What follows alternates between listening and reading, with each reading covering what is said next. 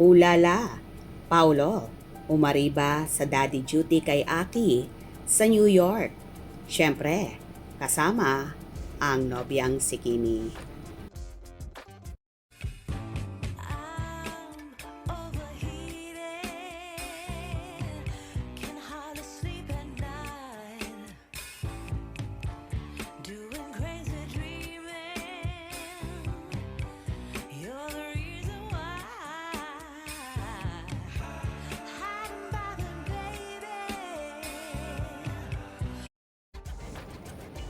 Hindi sa Pilipinas, kundi tila sa New York City, USA, nga dumiretso sina Kim Chiu at Paolo Avellino matapos ang huling leg ng kanilang love team, Love Kim Pao World Tour sa Toronto.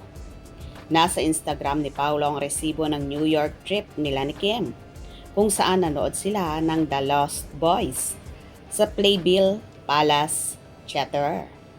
Matatagpuan ang Playbill Palace Theater sa 160 W 47th Street sa New York.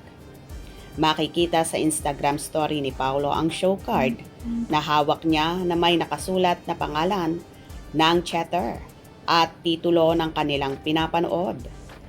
Nauna na naming ibinalita ang tungkol sa posibilidad na dederecho ang Kim Pao sa New York, hindi lang para sa sandaling bakasyon, kundi para makasama ang anak ni Paolo, na si Aki.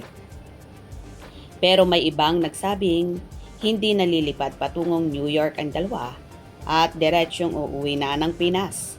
2 oras lang ang flight mula Toronto papuntang New York, kaya hindi ito palalagpasin ni Paolo na mabisita ang anak sa ilang araw na bonding.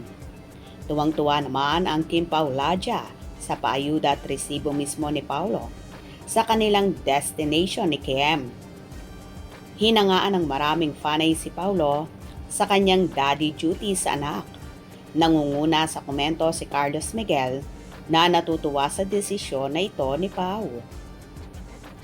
Kung oobserbahan, parang salitan ang Kim Pao sa mga pasabog ng kanilang mga fanay.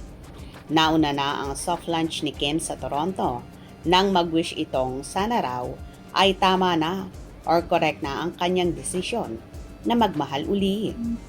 Sinundan naman ito ni Paolo ng New York ganap nila na si Paolo ang nagbahagi sa kanilang mga solids.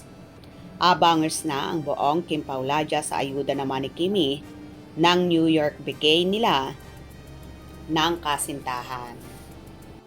Well, totoo naman na hindi talaga palalampasin ni Paolo na hindi makita ang anak kahit sa konting oras lang ay makapagbanding sila at syempre kasama ang nobyang si Kim Chiu. For sure, so happy si Paolo at si Aki sa banding nila. At ganun din si Chinita Princess na alam naman ang lahat na close na kay Aki. Hope you enjoyed. Please subscribe for more info.